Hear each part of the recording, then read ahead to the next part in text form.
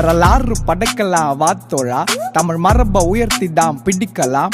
சாதி எதுக்கு எட்டி உதைக்கலாம், அட பாசிச படைகளை விரட்டலாம். சாதி இல்லை காதலிப்போம், மதம் இல்லை காதலிப்போம், மனம் முடிக்க தடுக்கும் தடைகளை தகர்த்திடு.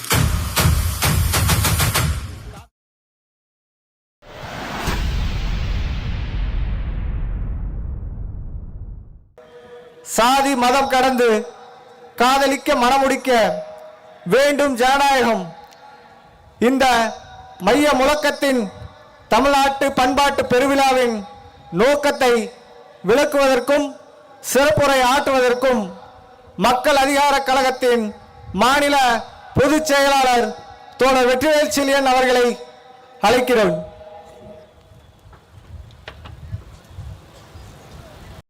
சாதி மதம் கடந்து காதலிக்க மனம் முடிக்க வேண்டும் ஜனநாயகம் என்ற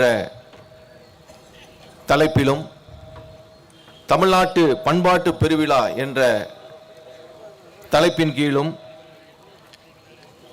இந்த பண்பாட்டு நிகழ்ச்சி என்பது மிக சிறப்பாக இங்கே நடந்து வருகின்றது.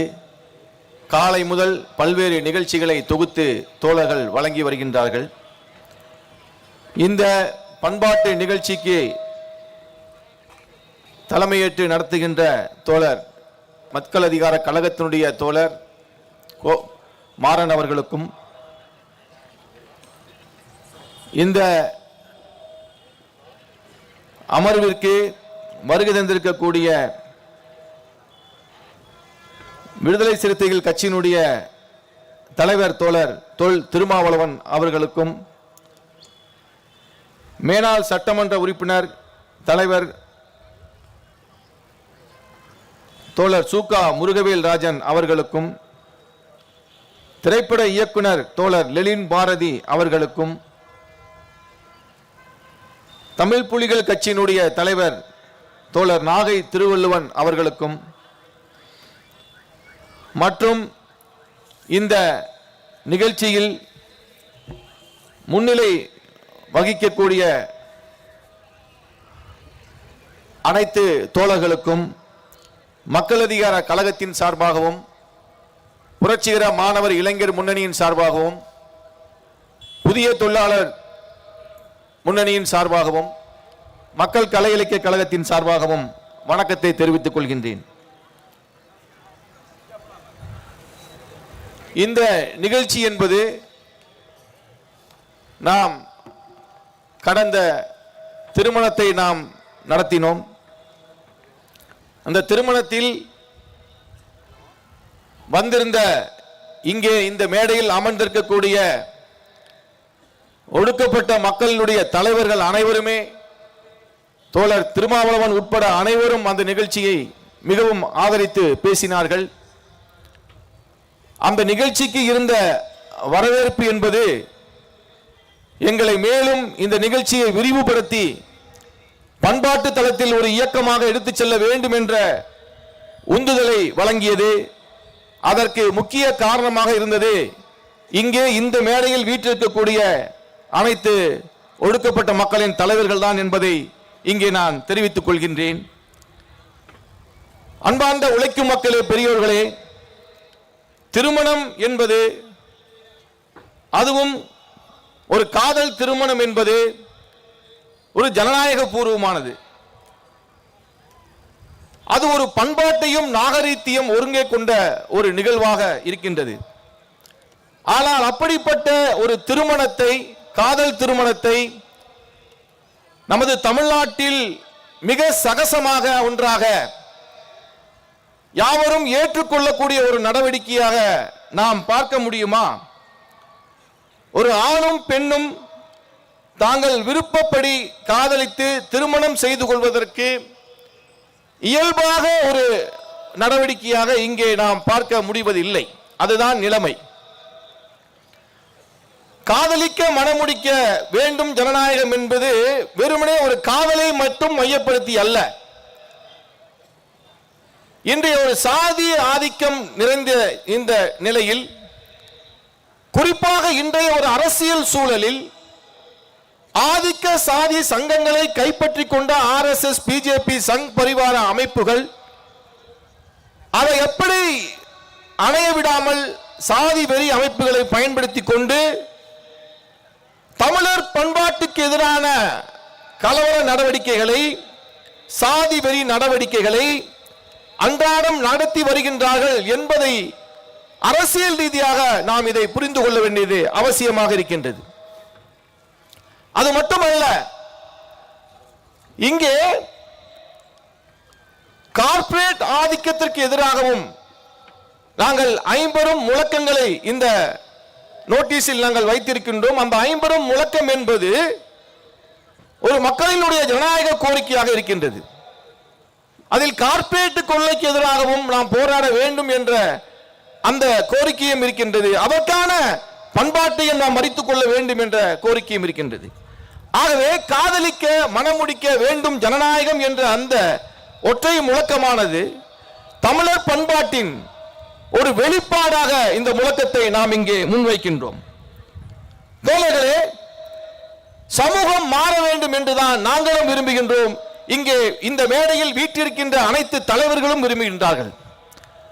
தேர்தல் களத்திலே அவர்கள் பயணித்தாலும் கூட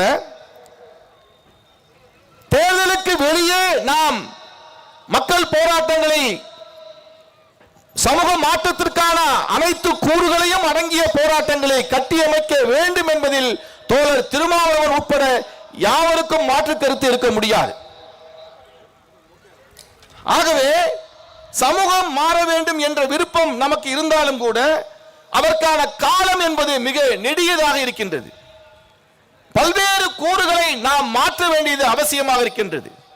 அரசியல், பொருளாதாரம், பண்பாடு, கலை, இலக்கியம் என்று சொல்லக்கூடிய அனைத்து தளங்களிலும் நாம் வேலை செய்ய வேண்டியது இங்கே அவசியமாக இருக்கின்றது.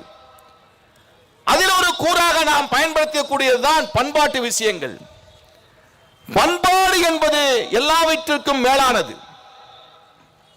நீங்கள் ஒரு ஏகாதிபத்திய எதிர்ப்பு என்று ஏகாதிபத்திய எதிர்ப்பு இருக்கின்ற ஒரு சமூகமாக இருந்தால் அங்கு ஒரு பண்பாடு இருக்க வேண்டும். ஒரு பண்பாடு இல்லாமல் மக்கள் உரிமைகளை, அரசியல் ரீதியான விடுதலையை கூட நாம் சாதிக்க முடியாது என்பதுதான் நாம் பார்க்கின்ற முக்கியமான விஷயம்.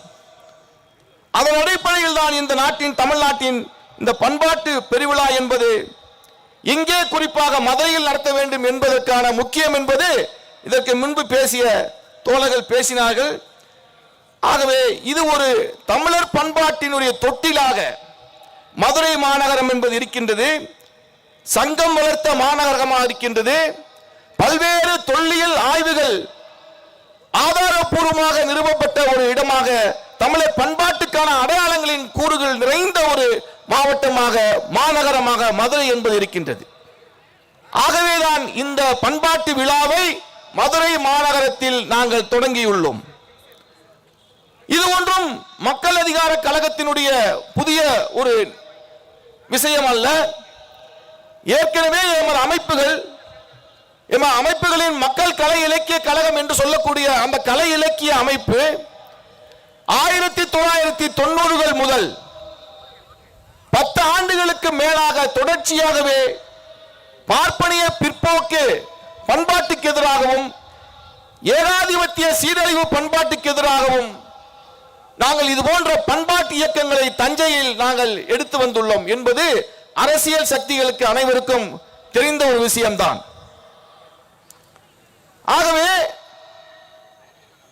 பார்ப்பனிய இசை மரபு என்பது, பார்ப்பனிய இசை என்பது களவாடி இசை, கர்நாடக இசை என்பது தமிழர் இசையிலிருந்து களவாடப்பட்ட இசை என்று மட்டுமல்லாமல் பல்வேறு கூறுகளை விடுதலை போரின் வீர மரபு என்ற அடிப்படையிலும் நமது நாட்டினுடைய விடுதலை போராட்டம் என்பது ஏகாதிபத்தியத்திற்கு எதிரான போராட்டம் என்பது எப்படி நடந்தது, அதற்கான பண்பாட்டு கூறுகள் என்ன என்பதை பற்றி எல்லாம் நாம் அந்த இசை விழாவிலே நாங்கள் தொடர்ந்து நடத்தி வந்திருக்கின்றோம். இடையில் கொஞ்ச நாட்கள் அது நடத்தாமல் விடப்பட்டு விட்டது. மீண்டும் அந்த பண்பாட்டு விழாவை இன்று இந்த மதுரை மாநகரத்தில் தொடங்கி இருக்கின்றோம். ஆகவே தோழர்களே, நமது நாட்டில் இருக்கக்கூடிய இந்த அரசியல் நிலைமை என்பது மிக மோசமான நிலைமை. ஒரு ஆக்கிரமிப்பு நடவடிக்கை என்பது தமிழ்நாட்டில் இப்போது நடந்து கொண்டிருக்கின்றது என்பதை யாரும் மறுக்க முடியாது. தமிழ் மொழி மீதும் தமிழர்களுடைய பண்பாட்டு நெறிகள் மீதும் தாக்குதல் நடந்து வருகின்றது. கீழடி அகழ்வாய்வு என்பதை அங்கீகரிக்க முடியாது என்று சொல்கின்றார்கள் இந்த சங்பரவார அமைப்புகள் என்றால் அவர்கள் என்ன நோக்கத்திற்காக வேலை செய்கின்றார்கள் என்பதை நாம் புரிந்து கொள்ள முடியும். இன்னும் பல்வேறு விஷயங்களை நாம் தொட்டு பார்க்க வேண்டிய அவசியம் இல்லை. கீழடி ஆய்வு என்பது நிரூபிக்கப்படாத ஒன்று என்றும் அதை அங்கீகரிக்க முடியாது என்று சொல்கின்றான் என்றால் அவனுக்கு என்ன நோக்கம் இருக்கும்? தமிழ் பண்பாட்டின் மீதும் தமிழ் மொழியின் மீதும் எவ்வளவு பெரிய காழ்ப்புணர்ச்சி இருக்கும். ஆகவே இதை எப்படியாவது சிதைக்க வேண்டும் என்று கங்கணம் கட்டி ஆதிக்க சாதி வெறி சங்கங்கள் புகுந்து வேலை செய்து கொண்டிருக்கின்றான் என்பதற்கு எதிராகத்தான் இந்த பண்பாட்டு விழா. தோழர்களே, பார்ப்பனைய பண்பாட்டு விழா என்பது 1000 இருக்கின்றது. ஒவ்வொரு நாளும் பல்வேறு விழாக்களை அவன் செய்து கொண்டே இருக்கின்றான், மக்களுக்கு சொல்லிக் கொண்டே இருக்கின்றான்.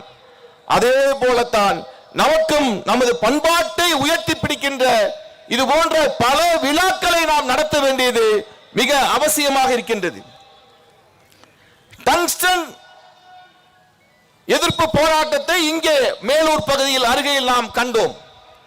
ஸ்டெர்லைட் மூடுகின்ற அந்த மாபெரும் போராட்டத்திற்கு பிறகு ஒரு மாபெரும் போராட்டம் எழுச்சி என்பது டங்ஸ்டனுக்கு எதிரான எழுச்சி தான். அந்த போராட்டத்தில் மக்கள் என்ன செய்தார்கள்? எப்படி அந்த போராட்டத்தை அவர்கள் முன்னின்றார்கள்? எப்படி வந்தார்கள்? அந்த போராட்டத்திற்கு களத்திற்கு வந்தார்கள் என்றால் அவர்கள் தங்கள் தெய்வங்களை கடவுள்களை வணங்கிவிட்டு வந்தார்கள். தாங்கள் வணங்கக்கூடிய குல தெய்வங்களை நாட்டார் தெய்வங்களை ஆடு கோழிகளை பலியிட்டு வணங்கிவிட்டு தான் அவர்கள் அந்த போராட்டத்திற்கு வந்தார்கள் என்பதை நாம் முதலில் புரிந்து கொள்ள வேண்டும். ஆகவே நமது மக்களுக்கு தெய்வங்கள் தேவை இருக்கின்றது, கடவுள்கள் அவர்களுக்கு தேவை இருக்கின்றது. அந்த கடவுள்களை நாம் சரியாக அடையாளப்படுத்தி அவர்களுக்கு கொடுக்க வேண்டியது நம்மை போன்ற அமைப்புகளின் கடமை என்று நாங்கள் சொல்கின்றோம். மேலவளவு சம்பவம் முருகேசன் உட்பட பல தோழர்கள் கொலை செய்யப்பட்டதற்கு என்ன காரணம்? அரசியல் எழுச்சி தான் காரணம் என்று நாங்கள் சொல்கின்றோம். ஒரு தலித் மக்கள் இந்த அரசியல் அதிகாரத்திற்கு வருவதற்கான ஒரு வாய்ப்பு கிடைத்து விட்டது. அந்த வாய்ப்பை பயன்படுத்தி அவர்கள் அரசியல் அதிகாரத்துக்கு வந்து விட்டார்கள் என்ற காழ்ப்புணர்ச்சி தான் அந்த படுகொலை என்பதை நாம் புரிந்து கொள்ள வேண்டும். இன்றைக்கு காதல் சாதி மாதிரி சாதி விட்டு சாதி காதல் பண்ணி கல்யாணம் முடிக்கின்ற நடவடிக்கையிலும் கொடூரமாக ஆதிக்க சாதி வரிகள் இப்படி நடந்து கொள்வதற்கு என்ன காரணம் என்றால் அவன் சாதியை விட்டு வெளியேறுகின்றான் என்ற அந்த வெறுப்பு தான் காரணமாக இருக்கின்றது. ஆகவே சாதிய கட்டமைப்பு என்பது, குறிப்பாக ஆதிக்க சாதிய கட்டமைப்பு என்பது எப்போதும் இருந்து கொண்டிருக்க வேண்டும். மக்கள் இது போன்ற பிளவுபட்டு கிடக்க வேண்டும் என்பதுதான் இந்த பிஜேபி RSS இப்போதைய நோக்கமாக இருக்கின்றது. ஆகவே ஒரு எழுச்சி என்பதும் ஒரு மாற்றம் என்பதும் வர வேண்டும் என்று சொல்கின்றோம். தோழர்களே, அகமண முறை என்பது ஒழிக்கப்பட வேண்டும். புறமணை முறையை நாம் ஊக்குவிக்க வேண்டும். மக்கள் தங்கள் சொந்த பந்தம் ஒரே ஜாதி என்ற அந்த கட்டமைப்புக்குள்ள இருந்து வெளியேறி போங்கயா, வெளியே போய் கல்யாணம் முடிங்க, அப்பதான் சாதி என்ற அந்த சாதியை மாற்றம் என்று யார் சொன்னார்கள்? அம்பேத்கர் சொன்னார், பெரியார் சொன்னார். அதாவது புறமண முறையை ஆதரித்தார்கள். புறமண முறை நடக்க வேண்டும். அப்போதுதான் இந்த சாதிய கட்டமைப்பு என்பது உடையம் என்று அவர்கள் நமக்கு அழுத்தம் திருத்தமாக சொன்னார்கள் நமது முன்னோர்கள். ஆக இன்றைய அரசியல் சூழல் அதை சாத்தியமாக்கி இருக்கின்றது என்பதை நாம் பார்க்க வேண்டும். தோழர்களே, அம்பேத்கர் மொழிந்த அந்த முழக்கத்தினுடைய முக்கியத்துவம் இருக்கின்றது அல்லவா, அது இன்றைய அரசியல் சூழலில் சாத்தியப்படுத்துகின்றது. கவின் என்ற ஒரு இளைஞன் ஐடியில் படித்து தன் சொந்த ஒரு கிராமத்தை விட்டு வெளியே போய் ஒரு தகவல் தொழில்நுட்ப நிறுவனத்தில் வேலை செய்கிறார். அங்கே வருகின்ற ஒரு பெண்ணை காதலிக்கின்றார். ஆக இடப்பெயர்வு என்பது, இடம் பெயர்ந்து சென்று வாழ்வது என்பது இன்று இந்த தனியார்மய பொருளாதாரத்தில் ஒரு முக்கிய பிரச்சனையாக இருக்கின்றது. அப்ப தனியார்மய பொருளாதாரம் என்பது இந்த அகமண முறையில் ஒரு மிகப்பெரிய தாக்கத்தை ஏற்படுத்தி இருக்கின்றது. ஆக வெளியேறி சென்று படிக்கின்றவர்கள், வெளியேறி சென்று வேலை செய்கின்றவர்கள் அதிகரித்த வண்ணம் இருக்கும் போது அங்கே ஒருவரை ஒருவர் காண்கின்றார்கள், பழகுகின்றார்கள், காதல் செய்கின்றார்கள், திருமணம் முடித்துக் கொண்டிருக்கின்றார்கள்.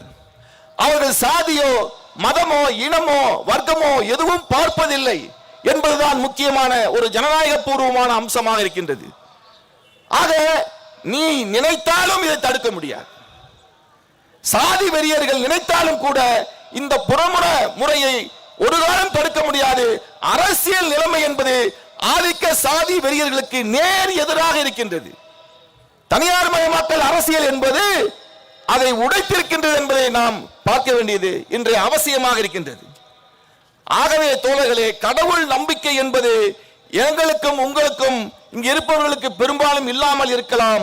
ஆனால் அந்த நம்பிக்கை என்பது மக்களுக்கு இருக்கின்றது. நாம் அதை அங்கீகரிக்க வேண்டும். எப்ப சுப்பிரமணியனோ கந்தனோ ஓ சாமி கிடையாதியா, நம்ம சாமி ஆண்டி என்று நாம் சொல்ல வேண்டும். கருப்பணம் சுப்பனம் நம்ம சாமி என்று அவர்களுக்கு சொல்ல வேண்டும். பார்ப்பனிய தெய்வங்களின் வழிபாட்டு முறை பழக்க வழக்கங்கள் வேறு, நமது தெய்வங்களின் பழக்க வழக்கங்கள் வழிபாட்டு முறை வேறு என்று நாம் சொல்ல வேண்டும். தோழர்களே, பெரியார் என்ன சொன்னார்?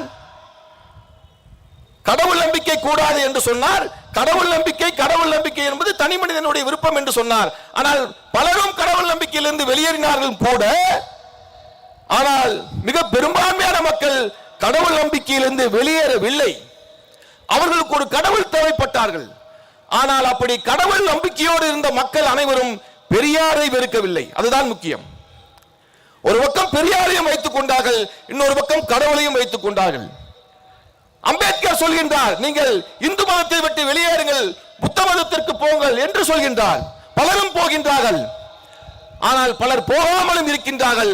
அப்படி போகாமல் இருப்பவர்கள் அம்பேத்கரை வெறுக்கவில்லை, அம்பேத்கரையும் அருகில் வைத்துக் கொண்டார்கள். எதற்காக நான் இங்கே சொல்கின்றேன் தோழர்களே? மார்க்சிய ஆசான் ஒரு விஷயத்தை சொல்லுவார். மார்க்சிய ஆசான் தோழர் லெனின் சொல்கின்றார், எனக்கு இசையை பற்றியான அறிவு கிடையாது, நான் இசையை பற்றி எனக்கு பகுத்து பார்க்க தெரியாது. ஆனால் ரஷ்யாவின் மக்கள் இசையை விரும்புகின்றார்கள்.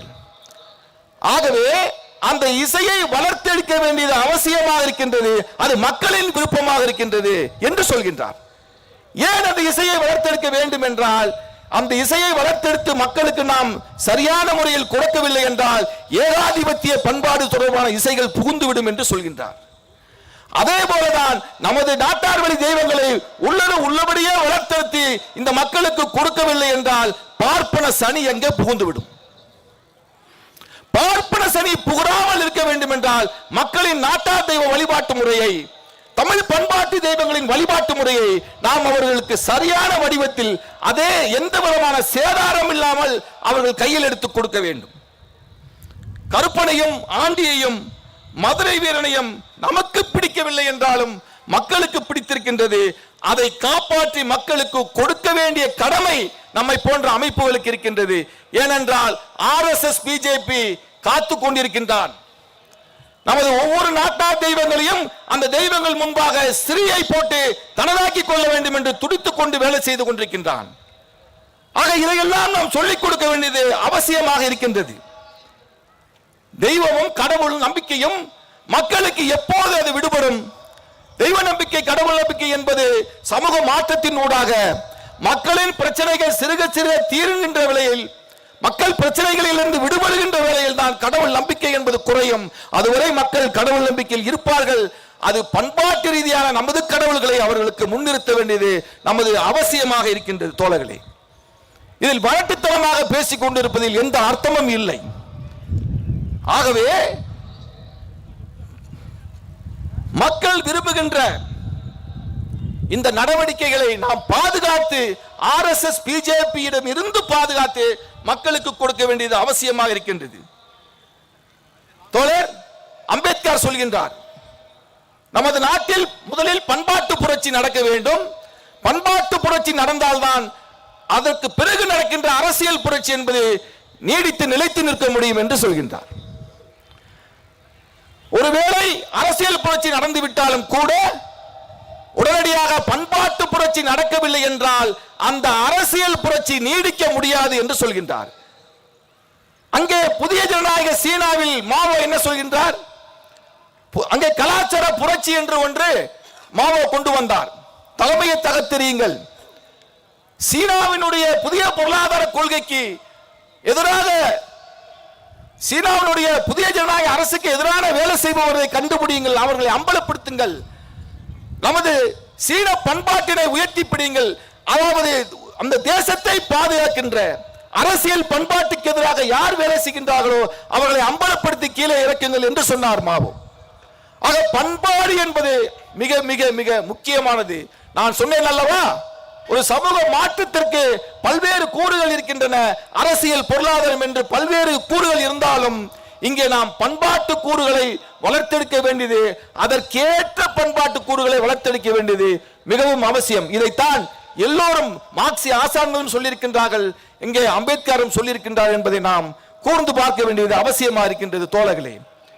ஆகவே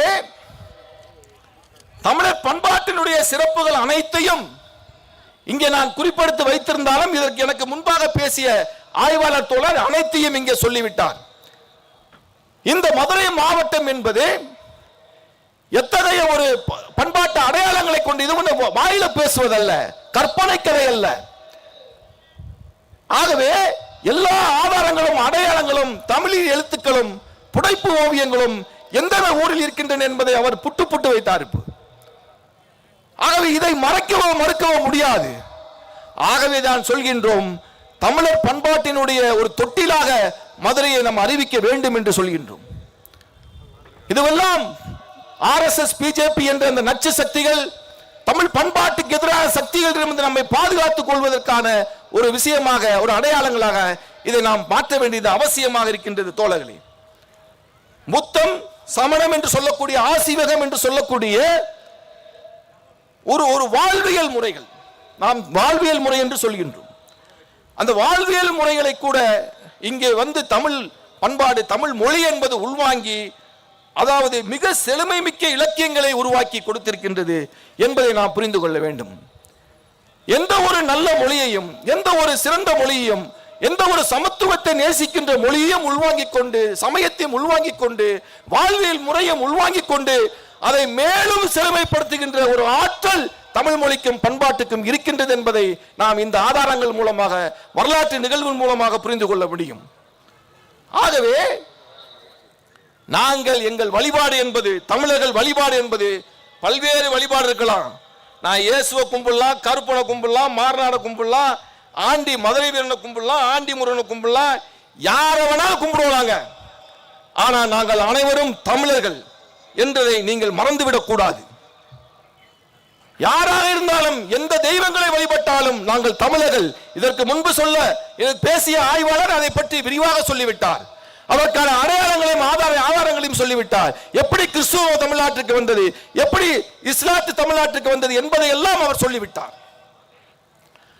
ஆகவே தோழர்களே, தமிழர் பண்பாட்டை நாம் ஏன் இப்போது உயர்த்தி பிடிக்க வேண்டும் என்றால், அதற்கு எதிரான பண்பாடு உருவாக்கப்பட்டு வருகின்றது, சதி செயல்கள் ஈடுபட்டு வருகின்றது என்பதை நாம் புரிந்து கொள்ள வேண்டும். ஆகவே இந்த முருகனை மீட்போம், இங்கே நாம் இயக்கம் எடுத்தோம். அதாவது முருகனை மீட்போம், கருப்பனை காப்போம் என்ற அந்த இயக்கம் என்பது மிக மிக முக்கியமான ஒரு இயக்கமாக இங்கே நாம் எடுத்தோம். அது திருப்பரங்குன்றம் மலையை கபலீகரம் செய்கின்ற நடவடிக்கைக்கு எதிராக எடுத்த இயக்கம். ஆகவே அந்த இயக்கத்தின் ஊடாக இங்கே நாம் நமது அடையாளங்களை மக்களுக்கு சொல்லுகின்ற ஒரு நடவடிக்கையாக அமைந்தது. அவர்களுடைய அந்த ஆக்கிரமிப்பு நடவடிக்கை என்பது முறியடிக்கப்பட்டது. அதில் மக்கள் அதிகார கழகம் மட்டுமல்ல, பல்வேறு ஜனநாயக சக்திகள், இங்கே இந்த மேடையில் அமர்ந்திருக்கின்ற தலைவர்கள் அனைவரும், அவர் கட்சிகள் சேர்ந்த தோழர்களும் இதில் பங்கேற்று இந்த மதுரையில் அதை எதிர்த்து நிலைநாட்டினார்கள் என்பதை மிக முக்கியமாக நான் பார்க்க வேண்டும். அப்படி இல்லை என்றால் அவர்கள் ஏன் இந்த மதுரையை தேர்ந்தெடுத்தார்கள், ஏன் திருப்பரங்குன்றம் முருகனை தேர்ந்தெடுத்தார்கள் என்றால் இந்த தொன்மைதான் அதற்கு காரணம். எங்கெல்லாம் எந்த மொழி, எந்த இடமெல்லாம் ஒரு தொன்மையானதாக இருக்கின்றதோ, எந்த இடமெல்லாம் அந்த மொழிக்கும் அந்த வரலாற்றுக்கும் தொன்மையான இடங்களாக இருக்கின்றனோ, அதைத்தான் RSS, பிஜேபி தேர்ந்தெடுத்து வேலை செய்கிறான். அங்கேதான் அதை சிதைக்க வேண்டும் என்று செய்கின்றான். அதுதான் மதுரையை தேர்ந்தெடுப்பதற்கான அவர் காரணமாக நாங்கள் பார்க்கின்றோம். மதுரையின் பண்பாட்டு நாகரிக தொன்மையை சிதைக்க வேண்டும் என்றால் திருப்பரங்குன்றத்தை கைப்பற்ற வேண்டும். அதன் மூலமாக பல பொய் கதைகளை அடுக்கி அடுக்கி அடுக்கி அந்த பண்பாட்டை சிதைக்க வேண்டும் என்று அவன் செய்த முயற்சியை நாம் அனைவரும் சேர்ந்து முறியடித்தோம் என்பது மிக முக்கியமான ஒரு விஷயமாக இங்கே பார்க்கப்படுகிறது. தோழர்களே, எமது 50 முழக்கங்கள் என்பது இங்கே வைக்கப்பட்டிருக்கின்றது. அதாவது நாம் சமூக மாற்றத்தை விரும்புகின்றோம். அந்த சமூக மாற்றத்தை ஏன் விரும்புகின்றோம்? ஏன் இந்த அரசு கட்டமைப்பிற்குள்ளேயே நாம் இந்த பிரச்சனையை தீர்க்க முடியாதா என்று நாம் பார்க்க வேண்டியது அவசியமாக இருக்கின்றது. இந்த 50 முழக்கங்கள் முன்வைக்கின்ற விஷயம் என்னவென்றால், ஆணவ படுகொலையை தடுக்க வேண்டும், ஆணவ படுகொலை செய்தவர்களுடைய சொத்துக்களை பறிமுதல் செய்ய வேண்டும், ஆதிக்க சாதி சங்கங்களை தடை செய்ய வேண்டும், பெண்கள் மீதான அந்த மோசமான தாக்குதலுக்கு காரணமாக இருக்கின்ற சமூக சீரழிவுகளுக்கு காரணமாக இருக்கின்ற டாஸ்மாக்குகளை மூட வேண்டும் என்று இன்னும் பல்வேறு முழக்கங்களை, அதாவது மக்கள் வாழ்வாதாரங்களை பறிக்கின்ற கார்ப்பரேட் திட்டங்களை கைவிட வேண்டும் என்று ஒரு 5 முழக்கங்களை சாராம்சமாக வைத்திருக்கின்றோம். நான் கேட்பது என்னவென்றால், இந்த 5 முழக்கங்களும் 5 கோரிக்கைகளும் இப்ப இருக்கின்ற இந்த அரசியலமைப்பு சட்டத்திற்குள் பொருந்துமா என்றுதான் நான் கேட்கின்றேன். அதாவது ஆணவ படுகொலை செய்பவர்களின் சொத்துக்களை பறிமுதல் செய்வதற்கு இந்த அரசியலமைப்பு சட்டத்தில் இடம் இருக்கின்றதா? சாதி சங்கங்களை தடை செய்வதற்கு இருக்கின்றதா? டாஸ்மாகை மூடு என்று நாம் சொல்கின்றோம். மிகப்பெரிய போராட்டத்தை நாங்கள் 2015ஆம் ஆண்டு செய்தோம். அந்த போராட்டம் தமிழகம் தழுவிய ஒரு எழுச்சிகரமான போராட்டமாக மாறியது. அன்றிருந்த அனைத்து கட்சிகளும் தேர்தல் சமயத்தில் நாங்கள் வந்தால் டாஸ்மாகை மூடுவோம் என்று உறுதி கூறினார்கள். இப்போது இருக்கக்கூடிய முதல்வர் ஸ்டாலின் அவர்கள் இன்றும் பத்திரிகை செய்தி இருக்கின்றது, மக்கள் அதிகாரத்தின் தோழர்களை தாக்கியதை கண்டிக்கின்றேன், அதே நேரத்தில் நான் அதிகாரத்திற்கு வந்தால் டாஸ்மாக் கடைகளை மூடுவேன் என்று சொன்ன பத்திரிகை செய்தி நம்மிடம் இருக்கின்றது. தலைவர் தொழில் திருமாவளவன் அவர்கள் கூட விடுதலை சிறுத்தைகள் கட்சியின் சார்பாக ஒரு மிகப்பெரிய மாநாட்டை, டாஸ்மாக் ஒழிப்பு மாநாட்டை நடத்தினார். ஏனென்றால் அதன் தேவை என்பது மிக முக்கியமாக இருக்கின்றது. ஆக மக்கள் வாழ்வாதாரங்களை பறிக்கின்ற கார்ப்பரேட் நடவடிக்கைகள் கூடாது என்று சொல்கின்றோம். நாம் சொல்லக்கூடிய இந்த 5 கோரிக்கைகளும் இந்த அரசியலமைப்பு சட்டத்திற்குள்ளே பொருந்தாது. நாம் விரும்பலாம், நான் ஒரு கட்சியாக இந்த அரசியலமைப்பு சட்டத்திற்குள் நான் சென்று நான் ஒரு எம்எல்ஏவோ எம்பியாவோ இருந்தேன், ஒரு அதிகாரத்திற்கு வந்து இதை ஒழித்து விடலாம் என்று கூட நாம் நினைத்தாலும் கூட இந்த சட்டமும் இந்த அரசியல் அமைப்பும் இடம் கொடுக்குமா என்றால் கொடுக்காது என்றுதான் நாங்கள் பார்க்கின்றோம். அதே நேரத்தில் மக்களின் கோரிக்கை என்பது இப்படிப்பட்ட கோரிக்கைகளாகத்தான் இருக்கின்றது. ஜங்ஷன் எதிர்ப்பு போராட்டத்தில் கலந்து கொண்ட அந்த அனைத்து கிராம மக்களிடம் போய் நீங்கள் கேட்டீர்கள் என்றால், இங்கே வந்து கார்ப்பரேட் நடவடிக்கை இருக்கக்கூடாது, ஜங்ஷன் எடுக்கின்ற திட்டம் இருக்கக்கூடாது என்பதுதான் அவர்களின் பிரதான கோரிக்கையாக இருக்கும். இந்த கோரிக்கையை நிறைவேற்றுவதற்கு இந்த அரசியலமைப்பு சட்டத்தில் இடம் இல்லை என்பதுதான் எங்களின் கருத்து. டாஸ்மாகை மூட வேண்டும், அப்போது வாக்குறுதி கொடுத்த ஸ்டாலினோ என்ன சொல்கின்றார் என்றால், இன்றைக்கு அது சாத்தியமில்லை. ஏன் சாத்தியமில்லை என்றால், இன்று நாட்டினுடைய தமிழ்நாட்டினுடைய பெரும்பகுதி பொருளாதாரத்தை பாதுகாக்கின்ற வேலையவே டாஸ்மாக் தான் செய்து கொண்டிருக்கின்றது என்று சொல்கின்றார்கள். ஆகவே டாஸ்மாக் கடையை மூடுவது என்பது தமிழ்நாட்டின் பொருளாதாரத்தில் ஒரு பெரிய தாக்கத்தை ஏற்படுத்தும் என்ற அளவிற்கு பேசுகின்றார்கள். அப்போது அப்படி என்றால் டாஸ்மாகை மூட முடியாது. டாஸ்மாகை மூட முடியாது என்றால் அதனால் ஏற்படுகின்ற சமூக சீரழிவுகளை தடுக்க முடியாது என்றுதான் அர்த்தம். ஆகவே தான் சொல்கின்றோம், மக்கள் கோரிக்கைகள் எப்படி நிறைவேற்றப்பட போகின்றது என்பதைத்தான் மீண்டும் மீண்டும் பொங்கே நாங்கள் முன்வைக்கின்றோம். ஆக மக்களின் வாழ்வாதார கோரிக்கைகள் எதையும் இந்த அரசியலமைப்பு சட்டத்திற்குள் தீர்க்க முடியாது என்று சொல்கின்றோம். அது மட்டுமல்ல, இந்த சட்டத்திற்கு வெளியேதான் அந்த பிரச்சனையை தீர்க்க முடியும் என்றும் சொல்கின்றோம். மக்கள் அதிகார கழகம் தோழர்களே, ஆர்எஸ்எஸ் பிஜேபி தனது இந்து ராஷ்டிர கனவை நிறைவேற்றுவதற்கு இன்றைக்கு அவன் அரசியல் அதிகாரத்தில் இருந்தால் கூட இந்த அரசமைப்பு சட்டத்தில் இருக்கின்ற சட்டங்களை விதிகளை பயன்படுத்தி அவன் தனது இந்து ராஷ்டிர கனவுகளுக்கான வேலைகளை செய்யவில்லை. அதை முக்கியமாக நாம் புரிந்து கொள்ள வேண்டும். இஸ்லாமிய மக்கள் மீது தொடுக்கின்ற அனைத்து தாக்குதல்களும் இந்திய அரசியலமைப்பு சட்டத்தில் இருக்கின்றதா? குறிப்பாக நான் சொல்கின்றேன், உத்தரப்பிரதேசத்தில் இஸ்லாமிய ஏழை இஸ்லாமிய வீடுகளை, ஆயிரக்கணக்கான லட்சக்கணக்கான வீடுகளை இடித்து தள்ளுகின்றார்கள். சம்பந்தம் இல்லாமல் இடித்து தள்ளுகின்றார்களே, இது இந்த அரசியலமைப்பு சட்டத்திற்கு எதிரானது இல்லையா? இந்த அரசியலமைப்பு சட்டத்திற்கு வெளியே அவர்கள் இதை செய்கின்றார்கள் என்று நாங்கள் சொல்கின்றோம். ஆக தனது இந்துத்துவா, தனது அரசியலை, தனது இந்து ராஷ்டிரத்திற்கான பாதையை தேர்ந்தெடுப்பதற்கு அவர்கள் செய்கின்ற நடவடிக்கை என்பது இந்த அரசியலமைப்புகள், இந்த போராட்டங்கள் தான் வெற்றி பெற்றிருக்கின்றது என்பதை நாம் பார்க்க வேண்டும். நம்பித்தான் உட்கார்ந்திருந்தார்கள். நீதிமன்றமோ சட்டமோ அவர்களுக்கு எதையும் செய்யவில்லை, கார்பரேட்டுக்கு தான் வேலை செய்தது. ஆனால் அதையெல்லாம் உதறி தள்ளிவிட்டு வீதியில் இறங்கிய லட்சக்கணக்கான மக்கள் போராடினார்கள், வெற்றி பெற்றார்கள். ஜல்லிக்கட்டு அதுதான். ஆகவே இது நாம் வரலாற்றில் இதை மறக்கக்கூடாது. நாம் ஆகவே இந்த அரசியலமைப்பு சட்டத்திற்கு வெளியேதான் நாம் மக்களுக்கான கோரிக்கைகளை சாதிக்க முடியும். பிஜேபி அரசு என்ற சங் பரிவார்கள் அவர்களுக்கான கனவை நிறைவேற்றுவதற்கும் அவர்களும் இந்த அரசியலமைப்பு சட்டத்திற்கு வெளியேதான் வேலை செய்கின்றார்கள். தோழர்களே, ஆகவேதான் சொல்கின்றோம், ஒரு மாற்று அரசியல் கட்டமைப்பை நாம் உருவாக்க வேண்டும். எதற்காக? மக்களின் விருப்பத்தை, மக்களின் கோரிக்கைகளை நிறைவேற்றுவதற்காக. இங்கு வாய்ப்பில்லை. ஆகவே மாற்று அரசு கட்டமைப்பை நாம் உருவாக்க வேண்டும் என்று நாம் சொல்கின்றோம். அதற்கான போராட்டங்களை கட்டியமைக்க வேண்டும் என்று சொல்கின்றோம். ஆகவே அது எப்படி சாத்தியப்படும் என்றால், அது மக்களின் கோரிக்கைகளாக, மக்களின் உணர்வுபூர்வமான கோரிக்கைகளாக மாற வேண்டும். அதை நோக்கி மக்கள் போராட்டங்களை கட்டியமைக்க வேண்டும். மக்களை அமைப்பாக திரட்ட வேண்டும். மக்களை அமைப்பாக திரட்டி சிறுக சிறுக அந்த கோரிக்கைகளை தனது கோரிக்கைகளாக, தன்னுடைய சொந்த கோரிக்கைகளுக்காக போராட வேண்டும் என்ற உணர்வை ஊட்டி, மக்களுக்கு அந்த உணர்வை சிறுக சிறுக வளர்த்து அவர்கள் அமைப்பாக நின்று இயக்கி ஒரு எழுச்சியை, மாபெரும் எழுச்சியை, ஒரு நீண்ட கால திட்டத்தின் அடிப்படையில் நாம் செய்ய வேண்டியது அவசியமாக இருக்கின்றது. அதைத்தான் இங்க இருக்கக்கூடிய தலைவர்களும் சொன்னார்கள். இந்த அரசமைப்பு சட்டத்திற்கு வெளியேவும் நாம் போராட வேண்டியது இருக்கின்றது என்று அதைத்தான் நாங்களும் வழிமொழிகின்றோம். ஆக நாம் அதற்காக ஒன்று சேர்ந்து போராட வேண்டியது இந்த காலத்தின் கட்டாயமாக இருக்கின்றது.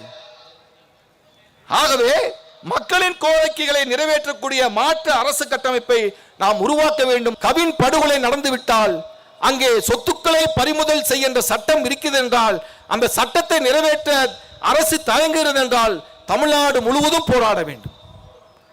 தமிழ்நாடு முழுவதும் போராட வேண்டும். நன்றாக யோசித்து பாருங்கள். தமிழ்நாடு முழுவதும் போராடினால் அரசு அமைதியாக இருக்குமா? ஜல்லிக்கட்டு போராட்டத்தில் வந்த தீர்வு போல, ஸ்டெர்லைட் போராட்டத்துக்கு வந்த தீர்வு போல அந்த தீர்வு அமையும். அப்படி உறவு என்பது அரசாங்கத்திற்கு மக்களுக்குமான உறவு என்பது, மக்களால் வென்றெடுக்கப்பட்ட மக்கள் கோரிக்கைகளாக இயற்றப்பட்ட சட்டம் என்பது இரண்டும் ஒரு உணர்வுபூர்வமான உணர்வாக இருக்கும்போது மட்டும்தான் அதை சமூகத்தில் நடைமுறைப்படுத்த முடியும் என்பதை நாங்கள் சொல்கின்றோம்.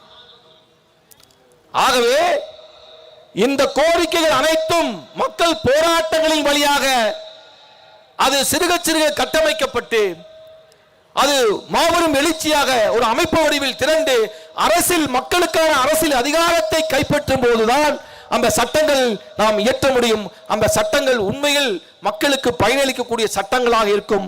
அப்படிப்பட்ட ஒரு மாற்று அரசியல் அமைப்பை, பாசிச எதிர்ப்பு ஜனநாயக குடியரசை நாம் உருவாக்குவதற்கு நாங்கள் வேலை செய்து கொண்டிருக்கின்றோம்.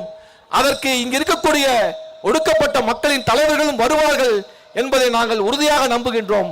அதன் ஒரு முதல் தொடக்கமாகத்தான் இந்த நிகழ்ச்சி அமைகிறது என்பதை தொடர்ந்து சொல்லி என் வாய்ப்புக்கு விடைபெறுகிறேன். நன்றி, வணக்கம்.